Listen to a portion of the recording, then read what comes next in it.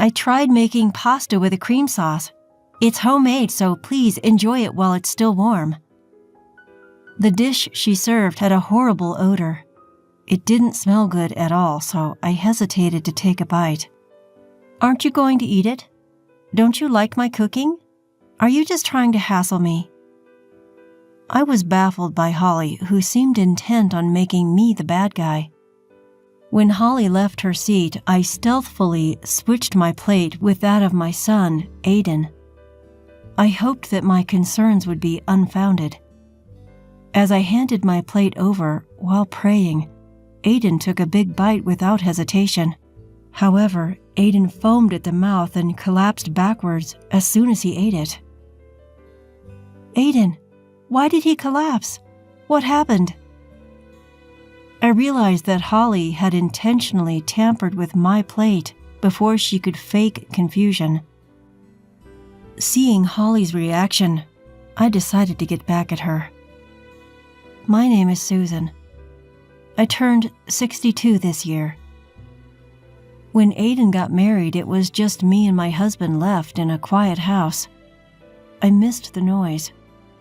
One day, as we were chatting about his married life, Aiden suddenly looked troubled and brought up a topic. The truth is, my wife's cooking isn't very good." "What are you talking about? Just be grateful you're being cooked for."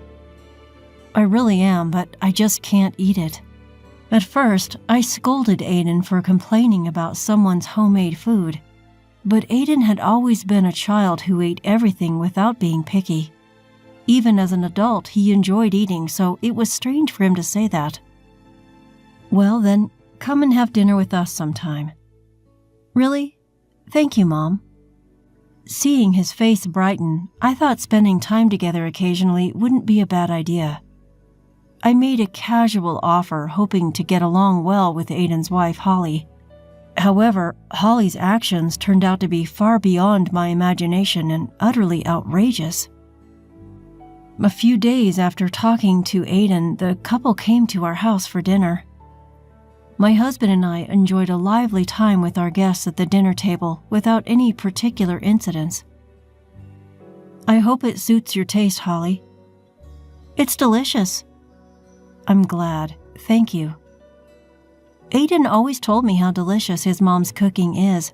I'm jealous of having such a skilled cook as a mother.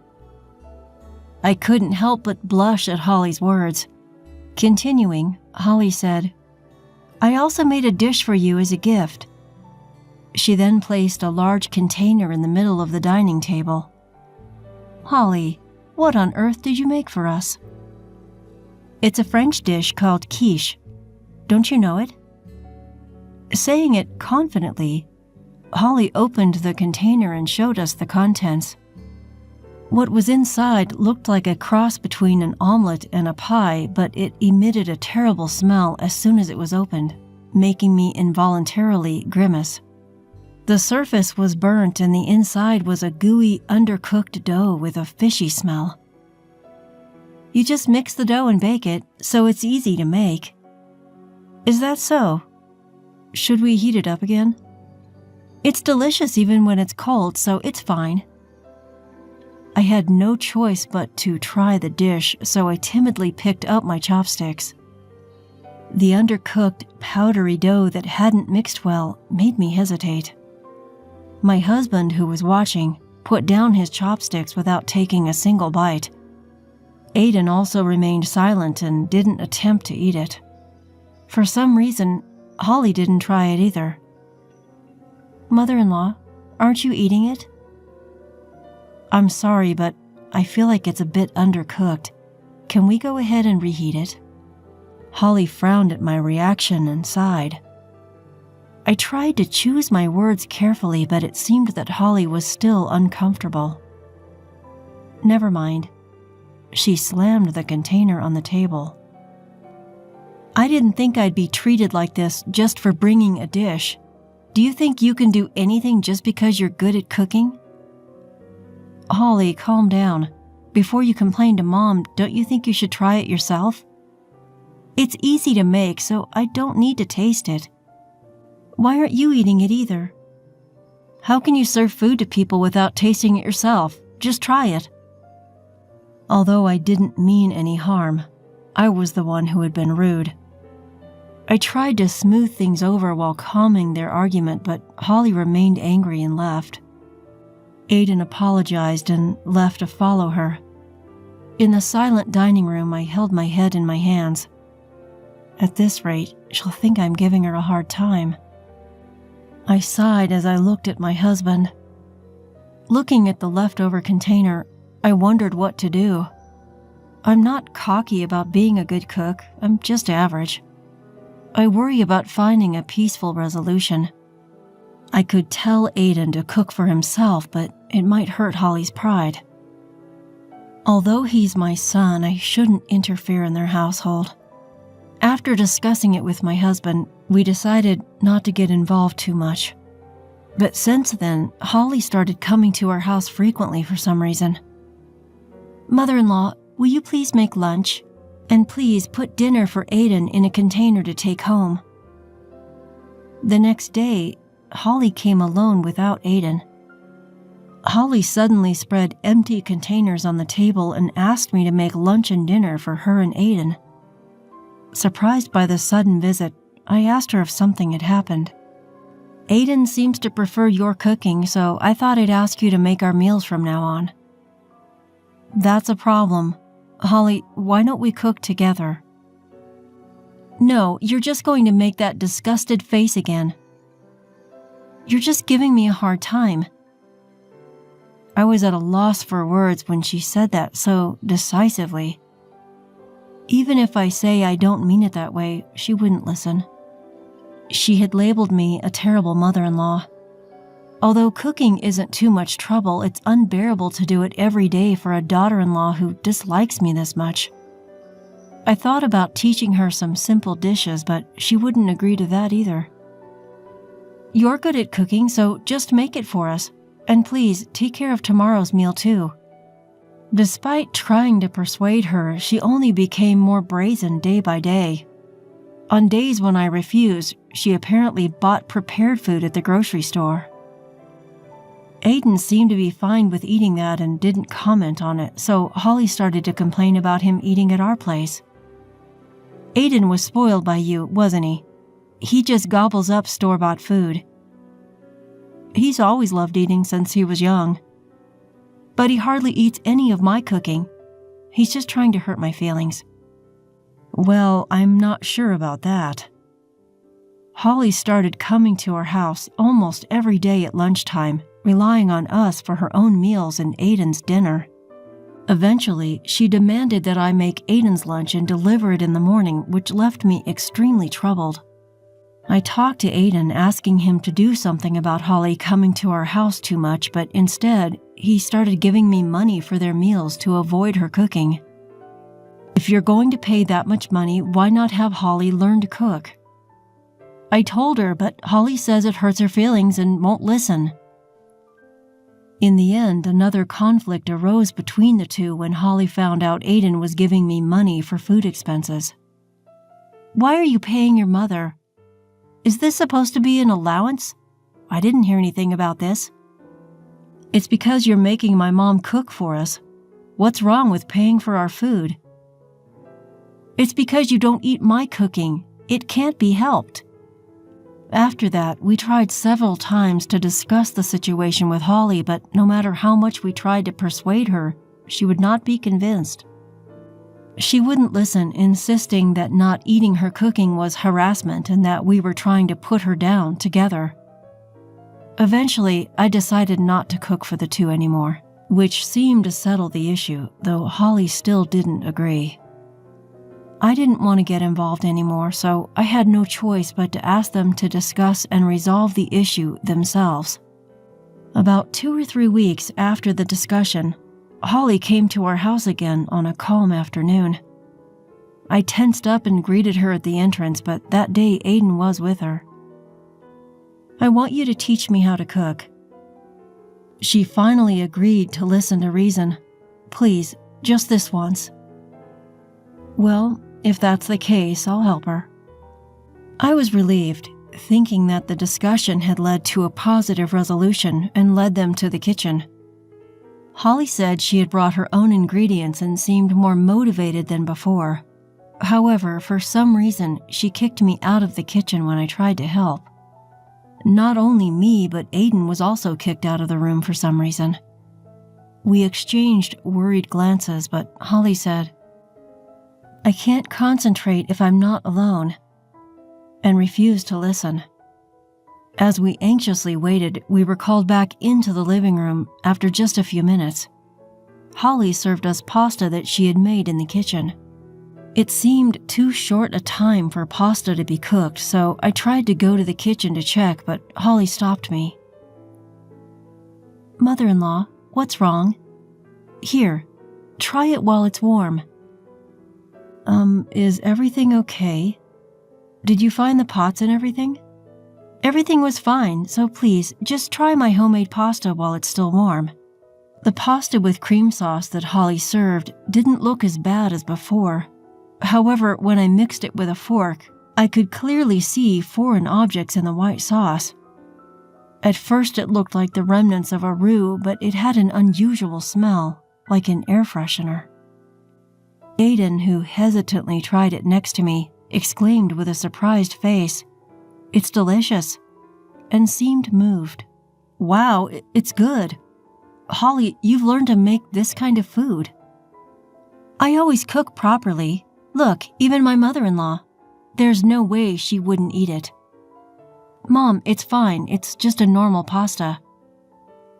Although Holly would usually be furious and yell at Aiden's rude comment, she didn't seem to care and just urged me to eat quickly. However, the more I mixed it, the stronger the strange smell got, making me hesitate. "Why won't you eat it?" "So my mother-in-law just wanted to mess with me, right?" "That's not true, it's just that..." At that moment, a ringtone sounded from Holly's bag. It seemed she received a phone call, and Holly hurriedly left the table and went outside the room. I took the opportunity to ask Aiden to secretly exchange the pasta. Aiden happily started eating it as a second serving, but the next moment, he flipped backward and collapsed, foaming at the mouth. I couldn't help but scream. "What happened? Why did Aiden collapse?" Hearing my scream, Holly returned and rushed to Aiden's side. While I called for an ambulance, Holly looked very confused and asked, "What happened to Aiden?" Aiden was taken to the hospital and had his stomach pumped. My husband and I, who had heard the news and joined me, finally sighed with relief as we saw Aiden lying on the hospital bed. However, Holly asked Aiden why before we could express our concern, just as she had when he collapsed. "Hey, why did Aiden collapse? How come?" "Holly, please calm down." "It should have been you. Did you force Aiden to eat it?" "What on earth are you talking about? Holly, what did you do?" My husband and I tried to get answers from Holly, who kept accusing me and said the most outrageous thing. "You insulted my cooking, so I thought I'd get back at you." Get back at me? It's also my mother-in-law's fault that Aiden won't eat my cooking. Aiden has always been on her side. Neither Aiden nor I had any intention of doing that, but I guess we did hurt your feelings. Yes, you did. That's why I thought everything would be peaceful if my mother-in-law wasn't around. It seemed that Holly had indeed put something foreign in the pasta she served me. The white residue turned out to be detergent, and luckily no serious harm was done. However, if things had gone wrong, Aiden might have ended up in more serious a condition. Aiden should have noticed the strong smell, but I couldn't help but intervene when the situation went beyond the dimension of being good or bad at cooking. If you're saying it would be better if I wasn't around, then all you needed to do was try harder at cooking. But if you were still alive, Aiden would always be on your side, wouldn't he? Seeing Holly's unapologetic and unreflective attitude, I dropped my shoulders in disappointment. My husband also quietly shook his head at her childish rebuttal, which showed she didn't even understand the gravity of what she had done. That's enough, Holly. I'd like to have a talk with your parents as well. What? Why? My parents have nothing to do with this. Because talking to you won't get us anywhere. After Aiden's safe recovery and discharge from the hospital, we decided to have a discussion involving Holly's parents. Although Holly was very reluctant until the last minute, I called her parents first to explain the situation and arranged a meeting. I deeply apologize for the tremendous trouble our daughter has caused you. Oh no, it's something my mother needs to apologize for. That's right, it's my mother-in-law who should be apologizing. Every time Holly spoke up, her mother, Kate, sternly glared at her and made her bow her head. Kate's strict attitude throughout the discussion made me wonder about Holly's behavior. We'll make her pay for the medical expenses. If there's anything else she can do to make amends, please let us know. Stop it, I'm not paying any money. Holly, can you tell me why you did such a thing? Like I said at the hospital, it's because Aiden only ever takes your side. Holly still insisted that I was provoking Aiden to mock her cooking. She continued to blame me even for the circumstances that led me to taking over cooking duties. Unable to bear her attitude any longer, I showed a certain photograph to Kate. What is this? This is a dish Holly brought to our house. She says it's called quiche. You served such a terrible thing to someone else? Kate, trembling, stared at Holly and began to scold her harshly as she tried to make excuses. Holly had no choice but to hang her head in silence as the lecture continued without giving us a chance to intervene. In the end, Holly admitted to everything. She thought that if Aiden kept siding with me, she would ultimately have to take care of me, so she believed that if she could get me hospitalized, she wouldn't have to do so. The absurd leap in logic made my head spin. I'm sorry, but I can't continue our married life after being subjected to something like this. Why not? It's not my fault. You shouldn't have taken your mother's side. You be quiet. You could be turned over to the police for this. Hearing the word police, Holly turned pale once again. Although there was some trouble regarding compensation and hospital fees, Kate promised to make Holly pay, and the situation didn't escalate any further. Although Holly acted like a child for a while, she seemed to be feeling down after Aiden told her, I can't be with you anymore. I later learned that Holly's parents, who she said she didn't get along with, were actually professional chefs. Holly, who wanted to cook freely, had been severely scolded by her parents for her unorthodox ideas and apparently started cooking however she liked after getting married. Aiden told me that her parents were furious with her for trying to demean someone for her cooking. Especially her father, whom we didn't meet during the discussion, was said to be furious and now was taking her through a so-called bridal training where she was being taught the basics of cooking at her parents' home. This made me realize I needed to teach my son how to do basic household chores as well. Aiden, while appreciating the privilege of having someone cook for him, has started making simple dishes on his own. He asked me to teach him how to cook and sometimes comes to our house to cook meals together. For some reason, my husband also became interested in cooking, and the three of us enjoy cooking together, or sometimes I let the two of them handle the cooking while I relax.